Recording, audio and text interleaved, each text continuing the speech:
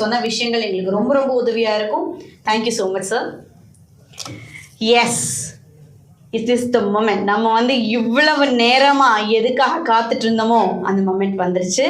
Okay, the official brand launch of Sasko Supermarket. Yes, today we are unveiling Sasko. We are unveiling a promise of trust, a door of opportunity, a vision of empowerment. As Tirukkural says, யாதனின் யாதனின் நீங்கினும் நாடமை நாடமை நன்று. Always choose the path that uplifts many. Avoid the path that serves none. This is the exact what is Sasko is trying to say is the exact thing. நான் திருக்குறள்ல சொன்னதுதான் நம்ம சாஸ்கோ வந்து சொல்ல விரும்புகிறோம் and அதுதான் நாங்கள் செய்யவும் போகிறோம். So ladies and gentlemen, let's witness this history, the official launch of the Sasko brand. I request dignitaries and Mr. J. Syed Mohammed to come up on the stage.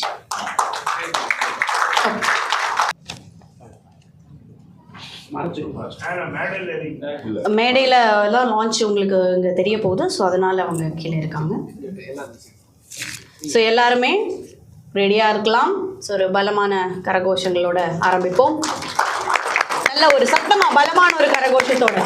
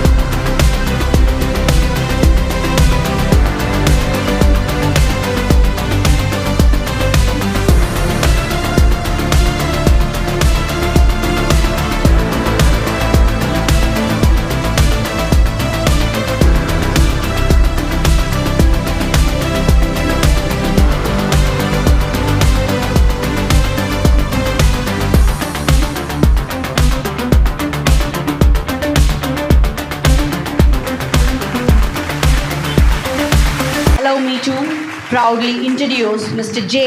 Syed Mohammed, founder and director of Sasko Supermarket Company, director Petromeshers Private Limited, Amina Mumaiza LLC Saudi Arabia, founder and MD Tamil Nadu Restaurant Saudi Arabia, correspondent Olive Group of School.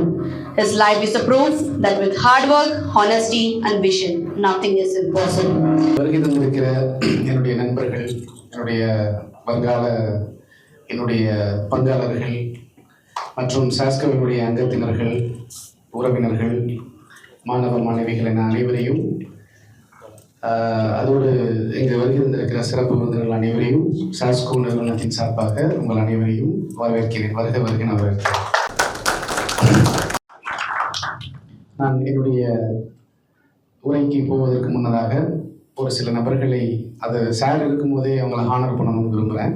நிகழ்ச்சிக்கும் அதே மாதிரி சாஸ்கோவோட ஒரு முக்கியமான ஒரு ஊரில் மாவட்டத்தில் மிகப்பெரிய mega market தொடங்குவதற்காக enquiry பண்ணி அவர் mister hotel, அதாவது ஹோட்டல் ராதா பிரசாத் அப்படின்னு சொல்லக்கூடிய ஒரு ஸ்டார் ஹோட்டல், அந்த ஓனர் என்கிட்ட பேசிட்டு சார் நான் வர முடியல, நான் சிஇஓ அனுப்புறேன்னு சொன்னாங்க. அந்த ஹோட்டல் ராதா பிரசாத் மற்றும் அவருடைய குழுமத்தின் சார்பாக வருகை தந்திருக்கிற சிஇஓ நாகராஜன் சார் அவர்களை மேடைக்கு வருமாறு அன்போடு அழைக்கிறேன். சார் அவர்களை நபில் சார் அவர்களும் அபுபக்கர் சார் அவர்களும் ஹானர் பண்ணுவாங்க. ப்ளீஸ்.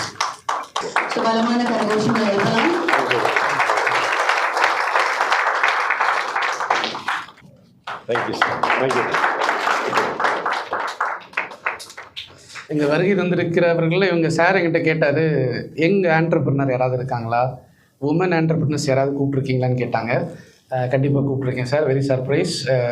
ரொம்ப எப்படி சொல்கிறதுனா ஒரு இன்ஸ்பிரேஷன் மாதிரி, அதாவது ரொம்ப கஷ்டப்பட்டு தனியாக நின்று எந்த விதமான ஆணுடைய உதவி இல்லாமல் ரொம்ப சிரமப்பட்டு ரொம்ப பெரிய இடத்தை பிடிச்சிருக்காங்க. ரூஹி ப்ராடக்ட்ஸினுடைய சகோதரி அவங்கள வர சொல்கிறேன், மேடைக்கு வர மாதிரி. புதுக்கோட்டையிலேருந்து வந்திருக்காங்க. நமக்காக அவங்கள ஹானர் பண்ணுறதுக்கு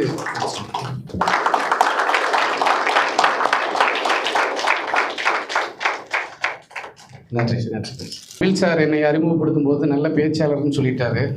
அதுக்காக நான் ஒரு 1.5 மணி நேரமாவது பேசணும் அதை நிரூபிக்கிறதுக்கு. ஆனால் சொந்த நிகழ்ச்சிங்கிறனால லைட்டாக பேஸ்மெண்ட்டு கொஞ்சம் வீக் ஆகிற மாதிரி ஒரு ஃபீலிங் இருந்தாலும் சமாளித்து பேசிடுவோம் அப்படின்ட்டு தான். செயல்பட போகிறோமோ அதை பற்றியான சில விஷயங்களை தகவல்களை மட்டும் உங்கள்கிட்ட ஷேர் பண்ணணும்னு நினைக்கிறேன். இந்த பிஸ்னஸையும் துவங்கிறதுக்கு முன்னாடி அது சமூகம் சார்ந்த பார்வையோடு இருக்கிறதா என்பதனை மிக கவனமாக நான் பார்ப்பேன். அதில் குறிப்பாக நான் சில பள்ளிகளினுடைய தாளராக இருக்கிறேன். கிட்டத்தட்ட நான் ஸ்கூல் தொடங்கும் போது என்னுடைய வயசு 23 வயது. 23 வயதில் கரஸ்பாண்டன்ட் சீட்டில் உட்காந்துருப்பேன். எனக்கு அந்த கரஸ்பாண்டன்ட் சீட்டில் உட்காந்துருக்கும் போது வருவாங்க ஸ்கூலுக்கு அட்மிஷனுக்கு வந்துட்டு அட்மிஷன் போட்டுட்டு என்கிட்ட கேட்பாங்க, சார் சீட்டு கன்ஃபார்ம் ஆகணும். கன்ஃபார்ம் தாங்க. சரி ஓகே, நான் வேணா பிரின்சிபல்கிட்ட சொல்லிட்டு போயிட்டுமா அப்படின்னா, சரி சொல்கிறதுனா சொல்லுங்கள், ஒன்றும் பிரச்சனை இல்லை, பட் உங்களுக்கு சீட்டு கன்ஃபார்ம் ஆயிடுச்சு. திரும்ப சந்தேகத்தில் கேட்பாங்க, சார் நான் வேணா கரஸ்பாண்டன்ட் கிட்ட சொல்லிட்டு போயிட்டோமா? இல்லை நான் தாங்க கரஸ்பாண்டன்ட். அப்படிங்களா? இது நடந்த சம்பவம். ஒருத்தர் திரும்ப எந்திரிச்சு இப்படி போயிட்டு திரும்ப அவருக்கு சீட்டு கிடைக்காம போயிருமோன்னு பயம், திரும்ப சொல்கிறாரு, நான் வேணா ஸ்கூல் ஓனர்கிட்ட சொல்லிட்டு போயிட்டேங்களா அப்படின்னாரு. ஏங்க நான் தாங்க கரஸ்பாண்டன்ட், நான் தான் ஓனரு, நீ உங்களுக்கு என்ன பிரச்சனை? சார் இல்லை அப்பாட்டையாவது சொல்லிட்டு போயிட்டோமா அப்படின்னாங்க. ஐயோ, இது அப்பா ஆரம்பித்த ஸ்கூலும் இல்லைங்க, எங்கள் அப்பா இறந்து 15 வருஷம் ஆச்சு, இது நான் ஆரம்பித்தது தான், நீங்கள் போங்க உங்களுக்கு சீட்டு. பல இடங்களில் வயது குறைவு காரணமாக நிறைய இன்சல்ட்டுகளை நான் சந்தித்தது உண்டு. ஆனால் அந்த இன்சல்ட் எல்லாமே நம்ம வாயை திறக்கிற வரைக்கும் தான், மைக்கை பிடிக்கிற வரைக்கும் தான். அதுக்கப்புறம் அவங்க சொல்லுவாங்க, இல்லை செய்யறது கரெக்டான ஆள் தான் அப்படின்னு சொல்லுவாங்க. எதுக்காக நான் இதை சொல்கிறேன் அப்படின்னா, இந்த சாஸ்கோவை விளம்பரப்படுத்திய பிறகு எனக்கு வரக்கூடிய கால்ஸில் உண்மையாகவே சொல்கிறேன், ரொம்ப புதிதாக தொழில் துவங்கக்கூடியவர்களும் கூப்பிடுறாங்க. அதே மாதிரி ஏற்கனவே ஐடியிலேயோ எங்கேயோ மாத சம்பளத்தில் இருக்கக்கூடியவங்களும் கூப்பிடுறாங்க. ஆனால் மிகப்பெரிய நிறுவனர்கள் கூப்பிடுறாங்க. மிகப்பெரிய நிறுவனங்கள்னால் அவங்களுடைய டேர்ன் ஓவரே சாரோட கம்பெனியெல்லாம் 200 கோடி தாண்டி போயிட்டுருக்குது. நம்ம சார் வந்தார் இல்லையா, அவர் ஒரு நாளைக்கு 200 கோடி டேர்ன் ஓவர் தாண்டி போயிட்டுருக்கிற கம்பெனிஸ். இந்த மாதிரி கம்பெனிஸ்லேருந்து நிறைய கால்ஸ் வர ஆரம்பிச்சிருச்சு. அவங்க வந்தவங்க என்ன சொல்கிறாங்கன்னா, தம்பி உங்கள் பேர் என்ன, உங்கள் வயசு என்ன, நீங்கள் எந்த ஊர், இங்கே பிரச்சனை பாருங்கள், யாரும் எந்த தொழிலதிபரும் என்ன செஞ்சிடக்கூடாதுன்னா கிராமத்துலேருந்து வந்துடக்கூடாது. இப்போ சாஸ்கோவை துவங்கணும் அப்படின்னா சென்னையில் நடத்தியிருக்கணும், ஆனால் கோவையில் ஏன் நடத்துகிறீங்க? அப்போ இது ஏதோ ஒரு வில்லேஜோ இல்லை ஒரு சாதாரண கம்பெனியோ, இப்படி ஒவ்வொரு இடத்துக்கும் வயசுக்கு நடக்கக்கூடிய நிகழ்வுக்கு நான் பிறந்த மண் என்று சொல்வதற்கு கூட ஒரு டிஸ்கிரிமினேஷன், அதாவது இது கம்மியாக இருக்குமோ அப்படிங்கிற மாதிரியான ஒரு சம்பவங்கள். ஆனால் இதில் மிகப்பெரிய விஷயம் என்ன அப்படின்னா, எல்லா தொழிலதிபர்களும் குவிந்து கிடைக்கிற ஒரு ஹப் அப்படின்னா இந்த கொங்கு மண்டலம் தான். இங்கே ஓடாத கார்கள் கிடையாது, இங்கே யாருக்கு எவ்வளோ பணம் வச்சுருப்பாங்கன்னு அவங்களுக்கே தெரியாது. அவ்வளவு இடங்களும் பணங்களும் செல்வாக்குகளும் செல்வங்களும் குவிந்து கிடைக்கிற இடமாக கோவை இருக்கும். ஆனால் நம்ம எக்ஸ்போஸ் ஆக முடியாது கோவையில் இருக்கு. அப்போ நான் தெளிவாக சொல்லிட்டேன், இல்லை கோவையில் தான் தொடங்குறது, அதில் மாற்றுக்கிறதே இல்லை, கோவையில் தான் ஸ்டார்ட் பண்ணுறோம். அப்போ ஈவெண்ட்டு கம்பெனிகிட்ட நம்ம பேசும்போது அவங்க சொன்னாங்க, சார் மீனாவை கூப்பிடுவோமா, சார் ஸ்னேகாவை கூப்பிடுவோமா அப்படின்னு நிறைய பேர் எங்கிட்ட டிஸ்கஷனில் சொன்னாங்க. நான் சொன்னேன், இங்கே பாருங்கள், அதாவது வருகிறவர் நமக்கு ஏதாவது ஒரு கல்வியை புகட்டி செல்பவராக இருக்க வேண்டும். வந்துட்டு காசுக்காக பேசிட்டு போகிறவங்களை கூப்பிடணும்னு நினச்சா 100 பேரை கூப்பிடலாம், அதெல்லாம் ஒரு பெரிய விஷயமே கிடையாது. ஆனால் வருகிறவர் அவர் இப்போ தூய்மையாக மனதிலிருந்து சில கருத்துக்களை டிரான்ஸ்ஃபர்மேஷன் கடத்தி விட்டு சென்றால் தான் அது நிலையாக இருக்கும். நமக்கு அந்த மாதிரியான ஒரு விளம்பரங்களெல்லாம் இப்போதைக்கு தேவையில்லை. தயவு செஞ்சு எனக்கு நல்லதாக கூப்பிடுங்க. அப்போ ஒரு 50 செலிப்ரிட்டிஸை அனுப்புனாங்க திரும்ப, அதாவது யூடியூபுக்கு இறங்கி வந்துட்டாங்க, அதாவது சினிமாவிலேருந்து அந்த விஜய் டிவி ஜி தமிழுக்கு வந்துட்டாங்க, அப்புறம் சூப்பர் சிங்கருக்கு வந்தாங்க. நான் சொன்னேன், தயவு செஞ்சு இந்த கலை இலக்கியம் இதிலிருந்து வெளியே தொழில் சார்ந்து எத்திக்கலி யாராவது பிஸ்னஸ் பண்ணுறவங்களை எடுன்னு சொன்னேன். அதில் ஒரு 20 நபர்களை பட்டியல் எடுத்தார்கள். அந்த 20இல் முதலிடம் பிடித்தது நம்முடைய நபில் சார் அவர்கள். நான் பார்த்தேன் அவருடைய வீடியோஸ், அதுக்கப்புறம் ஃபுல்லாக எல்லாத்தையும் எனக்கு அனுப்புனாங்க, பார்த்தேன். உடனடியாக நாங்கள் பேசுகிறோம், நாங்கள் கம்பெனியில், தயவு செஞ்சு நீ பேசாத, நீ பேசினே நான் வரமாட்டாங்க, நானே பேசுகிறேன்னு சொல்லிட்டு அவருக்கு நானே ஃபோன் அடித்தேன். ஹலோ அப்படின்னேன். எனக்கு எப்பவுமே என்னென்னா யாரை எப்படி கவுக்கணுங்கிறது கரெக்டாக தெரியும், கரெக்டு தானே? அதாவது நல்ல விஷயத்துக்காக. அவர் ரெஸ்டாரண்ட் வச்சுருக்கிறவர் இல்லையா, நான் ஃபோன் எடுத்த உடனே சார் நான் ஸ்கூல் ஓனர், சார் அந்த company owner, export company owner, இதை பண்ணுறேன் அதை அதெல்லாம் இல்லை. சார் நல்லா இருக்கீங்களா? நல்லா இருக்கேன் சார். உங்களுடைய வீடியோஸ்லாம் பார்ப்போம். உங்கள் ரெஸ்டாரண்ட்லாம் எனக்கு ரொம்ப தெரியும். ஓகே, நானும் ஒரு சின்ன ரெஸ்டாரண்ட் வச்சுருக்கேன் சார். அப்படியா? எங்கே வச்சுருக்கீங்க சார்? மதீனாவில், சவுதி அரேபியாவில். மாஷா அல்லாஹ் அப்படின்னாரு. முடிஞ்சது. No payment. ஆனால் இதில் என்ன ஜோக்குனா, அவருக்கு இன்னைக்கு ஒரு நிகழ்வு இருக்கிறத மறந்துட்டார். நிகழ்வு இருக்கிறத மறந்துட்டு புக் பண்ணிட்டார். அப்புறம் பார்த்தா இன்னைக்கு சாயந்தரம் மிகப்பெரிய ஈவெண்ட். இன்னைக்கு சாயந்தரம் அவர் அந்த நிகழ்வில் இருப்பார். மிகப்பெரிய ஈவெண்ட், அதாவது கிட்டத்தட்ட எல்லா முக்கியஸ்தர்களும் கலந்து கொள்ளக்கூடிய சென்னையில் முக்கியமான ஈவெண்ட்டில் இருக்கிறார். சரி, வாக்குறுதி கொடுத்துட்டோம், கண்டிப்பாக வரணும்னு நினச்சிட்டு வந்தார். வந்த இடம் சரியானதா அவர் நினைக்கிறாரா இல்லையா அப்படிங்கிறது அவர் பேசுனதை வச்சு தான் தெரிஞ்சிட்டோம். சார் நீங்கள் வந்தது யூஸ்ஃபுல் நினைக்கிறீங்களா? கண்டிப்பாக. ரைட். இந்த மாதிரி ஸ்டார்ட் ஆகுது. நான் நேரம் கடத்த விரும்பாமல் ஒரு சில விஷயங்கள் மட்டும், அது இந்த கம்பெனியோட ப்ளூ பிரிண்ட்டு, மேப்பிங் எல்லாமே பெரிய லெவலில் இருக்குது. நான் அதையெல்லாம் ரொம்ப எக்ஸ்பிளைன் பண்ணாமல் ஓவரால் கோரை மட்டும் உங்களுக்கு நான் சொல்லி முடிக்கிறேன். ஓகே, சாஸ்கோ அப்படிங்கிற சூப்பர் மார்க்கெட் நம்ம ஸ்டார்ட் பண்ணுறோம். இதில் more than a store it is a moment. More than a store it is a moment அப்படின்னு போட்டிருக்கோம். இது வெறும் கடை மட்டுமல்ல, கடையை தாண்டிய ஒரு கனவுகளை சுமந்திருக்கிற ஒரு மாபெரும் இயக்கம் என்பதுதான் அதனுடைய பொருள். மாபெரும் இயக்கம். அடுத்தது, இப்போ இந்தியாவில் மக்கள் தொகை என்னங்கிறது உங்களுக்கு தெரியும். 146 கோடி மக்கள் இந்தியாவில் இருக்கிறார்கள் என்பது உங்களுக்கு எல்லாருக்கும் தெரியும். மக்கள் தொகையில் நம்மளுடைய நாடு எத்தனாவது இடத்துல இருக்கு? ஃபர்ஸ்டா செகண்டா? ஃபர்ஸ்ட்டு. செகண்டில் இருந்திருக்குது, முன்னேறிடுச்சு. இப்போ கோவிட் டைமில் கொஞ்சம் இன்க்ரீஸ் ஆயிருக்கு அப்படிங்கிற மாதிரி கேள்விப்பட்டேன். ஓகே, அடுத்தது, இப்போ இந்த 146 கோடி மக்கள், அதாவது 6 உலகத்தில் இருக்கிறவங்க 6 பேர் ஒன்று சேர்ந்தா அதில் ஒருத்தர் இந்தியராக இருப்பார். இதுதான் அந்த ஒரு ரேஷியோ. உலகத்தில் இருக்கிறவங்க எல்லாத்தையும் ஒன்றா நிறுத்தினா அதில் 6 பேரில் ஒரு ஆள் இந்தியராக இருப்பார் அப்படிங்கிறதான் இதை புரிஞ்சிக்க முடியுது. இப்போ இந்த இந்தியாவினுடைய மக்கள் தொகையை பற்றி உங்களுக்கு சொன்னதுக்கான காரணம் என்னன்னா, உலகத்தில் ஒரு பொருள் தயாரிக்கப்படுகிறது, அது சந்தைக்கு வர தயாராக இருக்கிறது என்று சொன்னால் முதலில் தயாரித்தவர்கள் தான் நாடுகிற, தான் விரும்புகிற நாடு எது? India and China. மிகப்பெரிய சந்தை. ஆனால் இதில் என்ன ஒரு பெரிய விஷயம் அப்படின்னா, சைனா நம்மளோட அளவுக்கு நுகர்வுத்தன்மை இருந்தாலும் தயாரிக்கிறதே அவன் தான். அப்போ அவன் விற்கிறக்கு யாரை தேடி வர்றான்? இந்தியா. ஏதாவது எவ்வளோ பெரிய பொருளாக இருந்தாலும், எப்படி உற்பத்தி செஞ்சாலும் ஆடியன்ஸ், அதாவது இப்போ ஒரு சினிமா எடுக்கிறாங்கன்னா ஆடியன்ஸ் எந்த டைப் ஆஃப் ஆடியன்ஸ்னு ஃபிக்ஸ் பண்ணுற மாதிரி ஒரு பொருளை விற்பனை செய்வதற்கு அது எந்த பொருளாக இருந்தாலும் சரி, நாப்கின்லேருந்து காஸ்மெட்டிக்ஸ்லேருந்து ஃபுட் ஐட்டம்ஸ்லேருந்து எந்த பொருளாக இருந்தாலும் சந்தைப்படுத்துவதற்கு மிக தகுதியான நாடு, முதன்மை நாடு என்னன்னா இந்தியா. காரணம் என்னன்னா, நம்ம தான் 146 கோடி இருக்கிறோம், எதை கொடுத்தாலும் வாங்கிடுவோம் அப்படிங்கிறது தான் அவனுடைய நம்பிக்கை. ஓகே, அடுத்தது, இந்த இந்தியாவில் ரிச்சஸ்ட் எவ்வளோ பேர் இருக்காங்க, புவர் பீப்புள்ஸ் எவ்வளோ இருக்காங்க, மிடில் கிளாஸ் எவ்வளோ இருக்கிறாங்க அப்படிங்கிற ஒரு சின்ன ஒரு ரேஷியோ, ஒரு நம்பர்ஸ் உங்களுக்கு இத்தனை பர்சன்டேஜ் இருக்காங்க அப்படின்னு காட்டியிருக்கோம். சரியா? அடுத்த ஸ்லைட். அடுத்தது, இந்த மார்க்கெட் சைஸ் பாருங்க. மார்க்கெட் சைஸ், இந்தியாவினுடைய கிராசரி மார்க்கெட் சைஸ், இந்தியாவில் அதாவது மளிகை பொருட்களுடைய வேல்யூ ஒரு வருஷத்துக்கு இத்தனை லட்சம் கோடிகளுக்கு விற்பனை ஆகிறது என்பதனை குறித்தான மார்க்கெட் பிரைஸ். அது பாருங்க, 2020 58.95 லட்சம் கோடி. அடுத்தது 2023 64.25 லட்சம் கோடி. அடுத்தது 78, இப்போ 2025 இருக்கும் 78.25 லட்சம் கோடி. இப்போ எவ்வளோங்க இந்த வருஷம் 2025 எவ்வளவு? 78 லட்சம்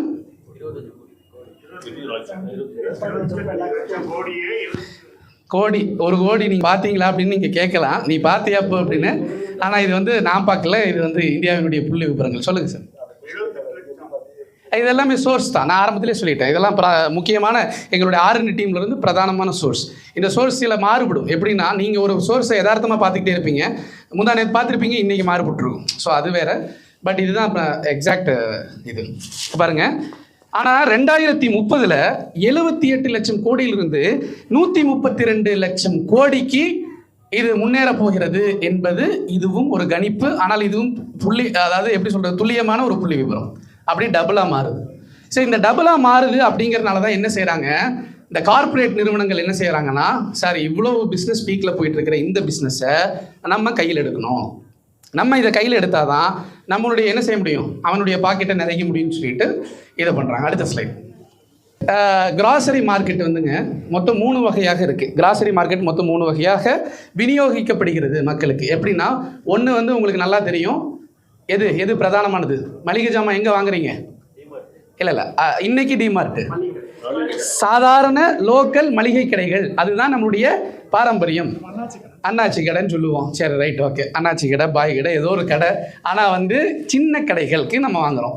லோக்கல் கிரானா ஸ்டோர்ஸ், அதுதான் வந்து இங்கே அங்கே இதில் இருக்குது, கீழே இருக்குது, அன்ஆர்கனைஸ்டு லோக்கல் கிரானா ஸ்டோர்ஸ். அடுத்தது வந்து பார்த்தீங்கன்னா ஆர்கனைஸ்டு மாடர்ன் ரீட்டைல் பிளாட்ஃபார்ம்ஸ். இது வந்து லூலு, டிமார்ட், வேறு என்னென்ன ஹைப்பர் மார்க்கெட்ஸ் என்னென்ன இருக்கோ கார்ப்பரேட் நிறுவனங்கள். ஒரு ஓனர் இருப்பார், நல்லா கவனிங்க, ஒரு ஓனர் இருப்பார், அவருக்கு பல லட்சம் கோடிகளுக்கு பிஸ்னஸ் நடந்துகிட்ருக்கும், ஒரு ஓனர். ஓகே. அடுத்தது இ-காமர்ஸ், ஆன்லைன் கிராசரி, ஜெப்டோ, இந்த மாதிரியான நிறைய பிராண்டுகள் வந்து இ-காமர்ஸ். அதாவது இப்போ இன்ஸ்டாமார்ட்டெல்லாம் வந்திருக்கு இல்லையா, ஆர்டர் போட்டுட்டா மொபைலில் டெலிவரி கொடுத்துருவாங்க. ஸோ இந்த மாதிரி இ-காமர்ஸ். இந்த 3ஐயும் தெரிஞ்சுக்கங்க. இதை 3 தவிர வேறு சோர்ஸ் கிடையாது. ஓகே. அடுத்தது, இப்போ இந்த விஷயந்தான் ரொம்ப முக்கியமான, இந்த இடம் தான் ரொம்ப முக்கியமான இடம் அப்படிங்கிற மாதிரி நல்லா கவனிங்க. அதாவது இந்த ப்ளூ கலராக இருக்கிறது வந்து சூப்பர் மார்க்கெட். ஓகே. பச்சை கலராக இருக்கிறது வந்து என்னது? இ-காமர்ஸ். எல்லோவாக இருக்கிறது லோக்கல் ஸ்டோர். ஓகே. இதுதான் கான்செப்ட். இப்போ இதில் பர்சன்டேஜ் வைஸாக நீங்கள் நல்லா பார்த்தீங்கன்னா 2020 அதாவது ஆர்கனைஸ்டு சூப்பர் மார்க்கெட்டுடைய வேல்யூ 12%. எவ்வளவு? 2020 நான் பேசிகிட்டு இருக்கேன். அதாவது 12% சூப்பர் மார்க்கெட்ஸில் பர்ச்சேஸ் பண்ணுறாங்க. ஓகே. ஆன்லைனில் 1.5லிருந்து 4% வரைக்கும் ஆன்லைனில் பண்ணுறாங்க. ஓகே. மிச்சம் இருக்கிற ஏறத்தாழ 78 அல்லது 80% லோக்கல் கிரானா ஸ்டோர் தான். இது 2020. ஓகே. அடுத்தது அப்படியே 2023 ஒரு கால்குலேஷன் பண்ணுறோம். இங்கே என்ன நடந்திருக்கு அப்படின்னா, லோக்கல் கிரானா ஸ்டோர் அடி விழுந்து அப்படியே ஆர்கனைஸ்டு சூப்பர் மார்க்கெட் 12% இருந்தது 24% மாறி இருக்கிறது.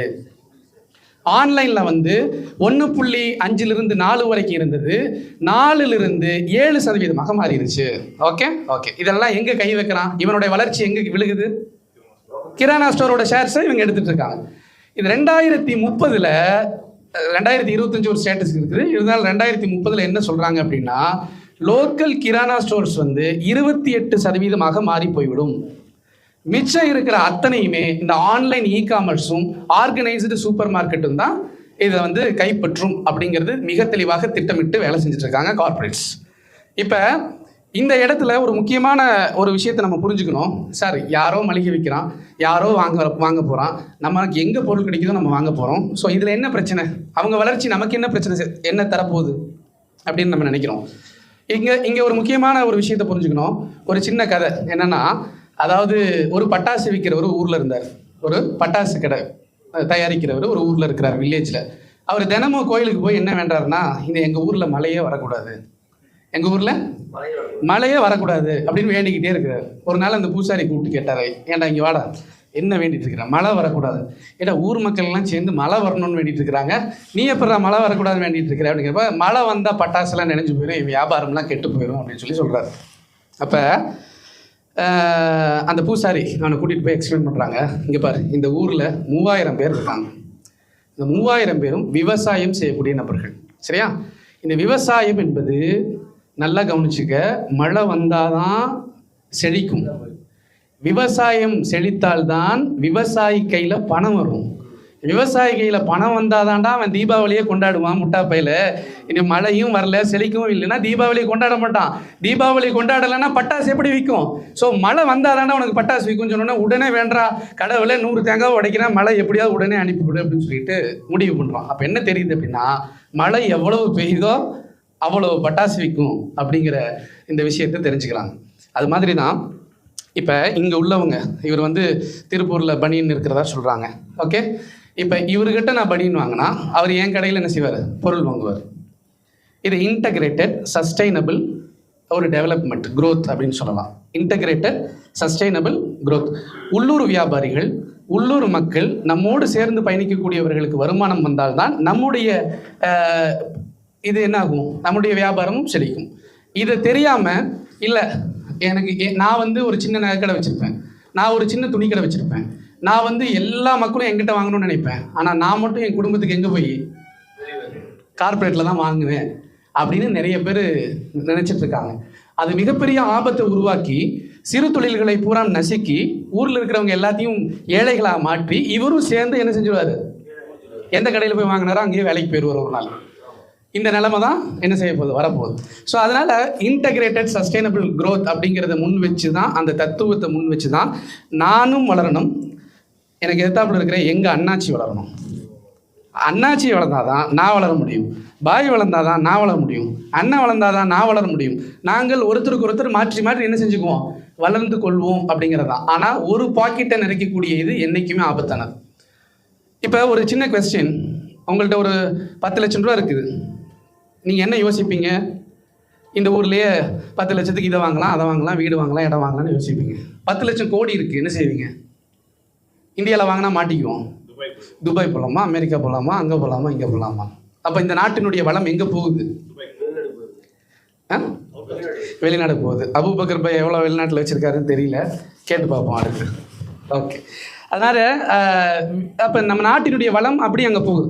ஸோ அதனால் ஒரு பாக்கெட்டு அதிகமாக நிறைகிற போது 500 தட்டில் விழுக வேண்டிய சாப்பாடு ஒரே தட்டில் குமிந்து விட்டால் அவனாலையும் சாப்பிட முடியாது, அவன் குப்பையில் தான் போடுவான், 500 பேர் பசியோடு செத்து போவான். இதுதான் formula, overflow.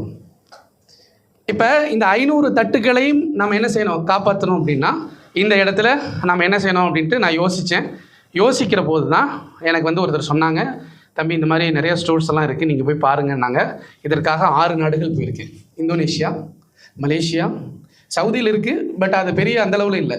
Indonesia, Malaysia, Philippines, இது மாதிரி நாடுகளுக்கு ஃபுல்லாக ட்ராவல் பண்ண இந்த 2 வருஷமாக R&D டீம் வச்சு கம்ப்ளீட்டாக இதெல்லாம் எடுக்கிறேன். இதில் இண்டோ மார்ட்னு சொல்லிட்டு ஒரு கம்பெனி இருக்குது. இந்தோனேஷியாவுக்குள்ளே நீங்கள் எங்கே போனாலும் அந்த கடையை தான் பார்க்க முடியும். ஆல்ஃபா மார்ட்னு ஒரு கடை இருக்குது, இவங்க தான் இவரோட காம்படிஷன். இதில் என்ன ஜோக்குன்னா, அந்த ஓனரோட பினாமி தான் இதை வச்சுருக்காரு. பேரை மாற்றி காம்படிட்டர் அவரே போட்டார்னு வச்சுக்கோங்க, எதுக்கு இன்னொருத்தனை வளர விடணும்னு சொல்லிட்டு அவரே வச்சுருக்கார். 18,000 கடைகள் ஆல்ஃபா மார்ட் ஒரே நாட்டுக்குள்ளே, 21,000 கிளைகள் ஒரே நாட்டுக்குள்ளே. இண்டோ மார்ட், 7-Eleven தெரியாத ஆளே கிடையாது. 7-Elevenனா என்னென்னா, நம்ம ஊரில் ஏதாவது பொருள் வேணும் அப்படின்னா இந்த பொட்டி கடையில் போய் வாங்குப்பா அப்படின்னு சொல்கிற மாதிரி மலேசியாவில் என்ன சொல்லுவாங்க, ஏப்பா 7-Elevenல போய் வாங்குப்பா. அந்த கடை சின்ன பொட்டி கடையினுடைய பிராண்ட் நேமாகவே 7-Eleven மாறி போச்சு. ஏர்போர்ட்டில் இருக்கும் 7-Eleven, பஸ் ஸ்டாண்டில் இருக்கும் 7-Eleven, குப்பத்தொட்டிக்கு பக்கத்தில் இருக்கும் 7-Eleven. எங்கேருந்து அங்கே போனால் பேசிக் நீட்ஸ் எல்லாமே, ஸ்டேஷ்னரி, கிராசரிஸ் எல்லாமே வாங்க முடியும். ஐஸ்கிரீம், ஜூஸ், தேவையான ஃபுட் ஐட்டம், பீவரேஜஸ் எல்லாமே வாங்க முடியுங்கிற ஒரு நிலைமை வந்துருச்சு. ஸோ ஏகப்பட்ட பிரான்ச்சுகளை கொண்டு போயிட்டு இருக்காங்க. ஆனால் இதே மாதிரியான ஒரு அமைப்பு கொண்ட யாராவது இந்தியாவில் இருக்கக்கூடிய கடையினுடைய பெயரை சொல்லுங்கள். ஏதாவது ஒரு கடையாவது சொல்லுங்கள். இல்லை, இந்தியா தான் சந்தை வணிகத்தில் மிகப்பெரிய நாடு. ஏன் இல்லை? யாரும் யோசிக்கலை, யாரும் பூனைக்கு மணி கட்டலை. அதான் பிரச்சனை. அதனால் அந்த மணியை கட்டிடுவோம்னு சொல்லிட்டு தான் இப்போ நம்ம என்ன செஞ்சுருக்கோம், வந்திருக்கோம். ஸோ இதை ஆர்கனைஸ்டாக பண்ணணும். எப்படி பண்ணணும்? அதுக்கு 2 வருஷம் டைம் எடுத்துக்கிட்டேன். நான் அரசியலில் இருந்தேன், மீடியாவில் இருந்தேன், வேறு சில விஷயங்களில் பகிரங்கமாக போயிட்டு இருந்தோம். ஒவ்வொருத்தருக்கும் ஒரு கருத்தியல் இருக்கிற மாதிரி நமக்கும் இருந்துச்சு. ஸோ இதற்காக 2 ஆண்டுகளாக 3 ஆண்டுகளாக நான் அதை விட்டு மொத்தமாக விலகி என்னை அந்த பழைய அடையாளங்களெல்லாம் மறந்து விட்டு இப்படி வரணும், ஒரு பிஸ்னஸ் மேனாக நம்ம வரணும்னு சொல்லிட்டு என்ன செய்கிறேன் அப்படின்னா எல்லாத்தையும் விட்டுட்டு R&D மட்டும் பண்ணுறேன். R&D பண்ணி கிட்டத்தட்ட இது எப்படி ஜெயிக்க வைக்கலாம், அந்த நாட்டினுடைய அமைப்புக்கு எப்படி வின் ஆகும், இந்த நாட்டினுடைய அமைப்புக்கு எப்படி ஜெயிக்க முடியும் அப்படிங்கிறத கண்டுபிடிச்சிட்டேன். இது நிறைய ஸ்லைட்ஸ் இருக்குது. ஏன்னா இது ஏன் கொண்டு வந்தேன்னா, என்கிட்ட ஃபோன் பண்ணுறவங்க பூரா, சார் நீங்கள் அதை வச்சுருக்கீங்களா, இது வச்சுருக்கீங்களா, என்கிட்ட எல்லாமே இருக்குது, ஆனால் டைம் தான் இல்லை இப்போ எக்ஸ்பிளைன். அங்கே அவர் எதில் ஷைனாக இருக்காங்க, பர்ச்சேஸில். நேற்று பேசும்போது முழுக்க சொன்னார், இங்கே பாருங்க நான் அவ்வளோ அலைஞ்சிருக்கேன். எதுக்கு? ப்ரொக்யூர்மெண்ட்டுக்கு அவ்வளோ அலைஞ்சிருக்கேன், இந்த பொருட்களை ப்ரொக்யூர் பண்ணுறதுக்கு. ஸோ என்னோட கான்ஃபிடென்ட்டை யாருமே உடைக்க முடியாது. கோயம்புத்தூரில் நான் சென்னையிலேயே நாங்கள் அப்படி, கோயம்புத்தூரில் கடலுக்கு சம்மந்தமே இல்லை. ஸோ இங்கே நாங்கள் தான் வந்துட்டால் எங்களுக்கு எந்த பிரச்சனையும் இல்லை, அவ்வளோ எல்லாத்தையும் நான் அனுப்பி விட்டுருவேன். ஒரு நீச்சல் தொட்டி மாதிரி கட்டி அதில் லாப்ஸ்டரை லைவாக விட்டுருவேன் அப்படின்னு சொல்கிறாங்க. அப்போ என்ன தெரியுது அப்படின்னா, நாம் ப்ரொக்யூர் பண்ணுறோம்.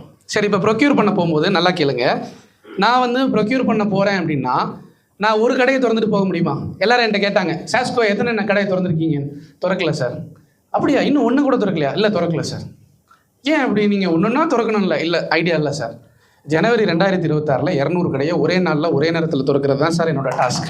இன்ஷா ஏன் அப்படின்னா, நான் வந்து ஒரு கடைக்காக போய் கொள்முதல் செஞ்சேன் அப்படின்னா மற்ற கடையில் என்ன விலைக்கு விற்கிதோ அதே விலைக்கு தான் என்னால் விற்க முடியும். ஸோ க்ரௌடாக எல்லாத்தையும் மக்களை எல்லாத்தையும் இணைச்சிட்டு 200 பிரான்ச்சஸ் எடுத்து கூட்டிகிட்டு போய் நான் வந்து எங்கே உட்காரணும்னு விரும்புகிறேன்னா, ஒரு பிரிட்டானியா கம்பெனி இருக்கா, இப்போ நாகா கம்பெனி உங்களுக்கு தெரியும், 260 ப்ராடக்ட். நான் அங்கே உள்ளே உட்காருவேன், எம்டிகிட்ட பேசுவோம், சார் எனக்கு இவ்வளோ கொடுங்க, என்னென்ன வேணும் சார், எனக்கு வந்து ஒரு 8 கோடி 10 கோடிக்கு இதெல்லாம் வேணும். ஓகே, 10 கோடி ரூபா ரெடி கேஷாக கொடுத்துறேன் சார், ஆனால் எனக்கு வந்து இது 9 கோடி கொடுங்க சார். இந்த லாபத்தை நம்ம எடுத்துக்கிறோம். மக்களுக்கு பெரிய பெரிய கடைகளில் என்ன, பெரிய நீங்கள் ஹைப்பர் மார்க்கெட்டில் என்ன பிஸ்னஸோ அதே விலையில் நம்மளும் கொடுத்துருவோம். சுகர் இருக்குது, நான் இம்போர்ட் எக்ஸ்போர்ட் பண்ணிகிட்ருக்கேன். கிட்டத்தட்ட ஒரு 6 ஆண்டுகளாக கண்டினியூவாக போயிட்டுருக்கு. கண்டெய்னர் போய்கிட்டே இருக்கும். ஒரு முறை 200 டன் சர்க்கரை எனக்கு மிச்சமாயிருச்சு. பொள்ளாச்சியில் இருக்கிற ஒரு ஸ்டோருக்கு கூப்பிட்டேன், 200 டன் மிச்சம் இருக்குது சார், என்ன சார் விலை அப்படின்னா. நான் அப்போ வந்து சொன்னேன் 32,000 ரூபா, வர்றதோடு சேர்த்து ஒரு 34 ரூபா வரும். அப்போ மார்க்கெட் ப்ரைஸ் 38 ரூபா. அவர் சொன்னார், சார் சர்க்கரையில் 4 கிடைச்சா பெரிய பிஸ்னஸ் ஆயிரும், கொடுங்க சார் அப்படின்னு. சரின்னு 200 டன் அப்படியே அரேஞ்ச் பண்ணி அங்கேருந்து எடுக்கிறதுக்குள்ளே அங்கேயே டீல் முடிஞ்சிருச்சு. அங்கேயே ஒருத்தர் எடுத்துட்டான், டிரான்ஸ்போர்ட்டே இல்லாமல் அவன் 35 ரூபாய்க்கு எடுத்துட்டான். சரி, அப்போ என்னென்னா, இந்த மாதிரி நிறையா ஹோல்சேலாக வந்து மக்களுக்கு போய் சேர்த்துறதுல நம்ம ரொம்ப பர்ச்சேசிங் கெப்பாசிட்டியை இன்க்ரீஸ் பண்ணணும் அப்படிங்கிறது ஒன்று. பொதுவாக இந்த லோக்கல் ஸ்டோர்ஸ்லேயும் டிபார்ட்மெண்ட் ஸ்டோர்லேயும் என்னென்ன பிரச்சனைகள், ஏன் தோற்று போகுது, ஏன் ஜெயிக்குது, ஏன் இது ஜெயிக்க முடியல அப்படிங்கிற ப்ரெசன்டேஷன் எல்லாம் எடுத்து வச்சுருந்தேன். ஆனால் நேரம் ரொம்ப குறைவாக இருக்கிறனால அது எதுவுமே என்னால் சொல்ல முடியல. பட் ரொம்ப மேஜரான பிரச்சனைகள் என்ன அப்படின்னா, ஒன்று நல்லா கேளுங்க, பர்ச்சேசிங் கெப்பாசிட்டி இல்லை. அதே மாதிரி ஒரு கடை வச்சுருக்கிறவர் காலையில் 5 மணிக்கு காய்கறி கடைக்கு போகணும், 8 மணிக்கு பால் வாங்க போகணும், 9 மணிக்கு எம்ஐடி தூக்கிட்டு ஹோல்சேல் மார்க்கெட்டுக்கு போகணும். அவர் காலம் முழுக்க போய்கிட்டே தான் இருக்கணும் பர்ச்சேஸ் பண்ண. Man power issue. அப்புறம் சாஃப்ட்வேர் டெக்னாலஜி, ஒரு மளிகை கடைக்கு ஒரு 30 லட்சம் ரூபா கொடுத்து சாஃப்ட்வேர், பில்லிங் சாஃப்ட்வேர் போட முடியுமா, ட்ராக்கர் போட முடியுமா, அக்கௌண்ட்ஸ் பார்க்க முடியுமா, பில்லிங் இது போட முடியுமா, ஒரு 12,000 ரூபாய்க்கு போடலாம். நம்ம யூஸ் பண்ண போகிற சாஃப்ட்வேர் ஒரு 35 lakhs வர்த்தில் உண்டான ஒரு சாஃப்ட்வேர். ஸோ இந்த மாதிரி டெக்னாலஜி, மேன் பவர், அதுலேயும் குறிப்பாக இன்னொன்று சொல்கிறேன், இந்த சேல்ஸ், அடுத்து வந்து மார்க்கெட்டிங், அட்வர்டைஸ்மெண்ட், இதெல்லாம் பார்த்தீங்கன்னா 10 கடை ஒன்றா இருக்கும்போது ஒரு மேனேஜரை போடுவோம், 20,000 ரூபா சம்பளம் கொடுப்போம். 10 கடைக்கு ஒரு கடைக்கு 2,000 ரூபா தான். இப்போ நீங்கள் ஒரு 2,000 ரூபாய்க்கு ஒரு மேனேஜரை போட முடியுமா? முடியாது. ஸோ இது மாதிரி ஒன்று சேர்ந்து வலிமையாக ஒரு பாதையில் நகர்கிற போது என்ன நடக்கும் அப்படின்னா, நல்ல வெற்றி கிடைக்கும். என்கிட்ட நிறைய பேர் கேட்டாங்க, தம்பி நீ போகிற பாதையெல்லாம் ஓகே, எண்ணமெல்லாம் சரியாக இருக்குது, ஆனால் நீ யாரை எதிர்க்க போகிறேங்கிறது தெரியுமா அப்படின்னு ஒரு கொஸ்டின். யாரை எதிர்க்க போகிறோம்? கார்பரேட் வில்லன்களை. இந்த விஜய் படத்துல எல்லாம் வில்லனை பார்த்துருக்கோம் இல்லையா, அந்த மாதிரி கார்பரேட்டுகளை எதிர்க்க போகிற. ஒருவேளை இது வந்து கிளிக் ஆகி நீ வந்து போயிட்ட அப்படின்னா உனக்கு உயிருக்கு ஆபத்து இருக்குது, அதை தாண்டி உன் பிஸ்னஸுக்கு பிரச்சனை இருக்குது, பல சிக்கல்களை நீ சந்திக்க வேண்டி வர முடியுமா அப்படின்னாங்க. அப்போ நான் சொன்னேன், சார் நான் பேஸ்லேருந்து வர அரசியலில் பயின்று வர்றவன், எனக்கு ஒரே ஒரு பிரச்சனை இருக்குது. என்ன, எங்கள் ஊரில் கலெக்டர் திட்டாருன்னா வெளியே வந்து ஒரு 10 பேர்த்த கூட்டிகிட்டு ஓடிடுவோம். கூட்டிகிட்டு வந்து கலெக்டர் பிரச்சனை பண்ணுவோம். அதே வந்து யாராவது ஒரு அதிகாரி, போலீஸ், டிஎஸ்பி ஏதாவது பேசிட்டா உடனே ஒரு 50 பேர்த்து கூட்டிகிட்டு போவோம். யார் எந்த டெசிக்னேஷனோ அதுக்கு தகுந்த வேல்யூவில் 50 பேரா 20 பேரா 30 பேரான்னு முடிவு பண்ணி கூட்டிகிட்டு போயிடுவோம். நாங்கள் தான் ஜெயிச்சுட்டு வருவோம். இப்போ இதுலேருந்து என்ன தெரியுதுன்னா, மக்கள் சக்தி. அதே மாதிரி இந்த கார்பரேட்டுகளை எதிர்கொள்வதற்கு மக்களை ஒன்றிணைத்து, இப்போ இன்வெஸ்டர்ஸ் ஒருத்தர் இருப்பார், 5 கோடி கொடுக்குறதுக்கு தயாராக இருக்காங்க, 10 கோடி கொடுக்க தயாராக இருப்பாங்க. அவர் என்ன சொல்கிறார், 100 கடை நான் போட்டுக்கிறேங்கிற கேட்குற ஆட்கள் இப்போ இருக்கிறாங்க, லைவாகவே இருக்கிறாங்க. சொல்ல முடியாது, ஹால்குள்ளே கூட இருக்கலாம், நீங்கள் கண்டுபிடிச்சிக்கங்க முடிஞ்சா. ஓகே, இருக்கிறாங்க. ஆனால் மேன் பவர் இல்லை. இப்போ நான் இங்கே தான் மக்களுடைய எண்ணிக்கையை அதிகப்படுத்தி நம்முடைய டாஸ்க் என்னென்னா, mini market, super market, mega market 3 விஷயங்களை வச்சுருக்கோம். மினி மார்க்கெட்டுடைய டாஸ்க் என்னென்னா, ஒவ்வொரு பின்கோடுக்கும் ஒரு கடை. ஒரு பின்கோடுக்கு இது எத்தனை பின்கோடு இருக்குன்னு பார்த்துக்குங்க. ஒரு பின்கோடுக்கு ஒரு மினி மார்க்கெட். ஒரு ஊர், ஒரு பஞ்சாயத்து, பேரூராட்சி, இந்த மாதிரி சொல்லக்கூடிய பகுதிகளுக்கு ஒரு சூப்பர் மார்க்கெட். மெகா மார்க்கெட்டுங்கிறது ஒரு தாலுக் ஹெட் குவார்ட்டர்ஸில் ஒரு மெகா மார்க்கெட். இப்படி தான் நம்ம பிளான் பண்ணியிருக்கோம். வேர் ஹவுஸ் அப்படிங்கிறது ஒரு கான்செப்ட் இருக்குது. அது வந்து ஒரு டிஸ்ட்ரிக்ட் ஹெட் குவார்ட்டர்ஸில் வேர் ஹவுஸ் அப்படின்னு இதாக இருக்குது.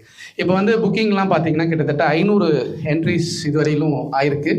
நம்ம வந்து அதை எதையுமே வந்து எடுத்தோம் கவுத்தோம் அப்படின்னு செய்ய வேணாம் அப்படின்ட்டு ரொம்ப ஒவ்வொருத்தரையும் செல்ஃபாக இன்டர்வியூ பண்ணி இவங்கள்ட்ட இதை கொடுக்கலாமா, ஆரம்ப காலகட்டமாக இருக்கிறனால அந்த 200 கடைகளுக்கு மட்டும் எந்த விதமான ஃப்ரான்ச்சைசி காஸ்ட்டும் இல்லாமல் அசலுக்கு அப்படியே அவங்க தொழில் பண்ண போகிறாங்க. நாங்கள் வந்து அவங்களுக்கு ஒர்க் பண்ண போகிறோம். ஸோ ஒரு ஃப்ரான்ச்சைஸ் மாடலில் ரொம்ப பிரதானமான விஷயம், உங்கள்கிட்ட கொண்டு வந்து நான் என்னுடைய சரக்கெல்லாம் விற்று போட்டு போயிடுவேன், முடிஞ்சால் ஜெயிச்சுக்கோ. இதை நான் அப்படி பண்ணலை. இந்த இடத்துல என்ன சொல்கிறேன்னா, சார் நீங்கள் பணத்தை கொடுத்துருங்க, நாங்கள் வேலை செய்கிறோம், நாங்கள் வேலை செய்கிறோம், நாங்கள் பணம் போட்டு கம்பெனிலேருந்து சர்வீஸ் கொடுத்து வேலையும் செஞ்சு பார்ட்னராக இருந்துக்கிறோம். ஆனால் நீங்கள் நிம்மதியாக தூங்குங்க, உங்களுக்கு ரிஸ்க் இல்லை. ஃபர்ஸ்ட் மந்த் இவ்வளோ வரணும், செகண்ட் மந்த் இவ்வளோ வரணுங்கிற ரிஸ்க் உங்களுக்கு கிடையாது. ஏன் கடைக்கு வேலைக்கு ஆள் வரல, எதனால் அவன் லீவ் போட்டான், ஏன் வேலையை விட்டுட்டு போனாங்கிற ரிஸ்க் உங்களுக்கு இல்லை. ஸோ எந்த ரிஸ்க்கும் இல்லாமல் ரிஸ்க் ஃப்ரீயாக ஒரு ஃப்ரான்ச்சைசி பார்ட்னரை வச்சுருக்கணும் அப்படிங்கிற மாதிரி தான் நம்ம டிசைன் பண்ணி இந்த சாஸ்கோவை வந்து நம்ம கொண்டு போகிறோம்.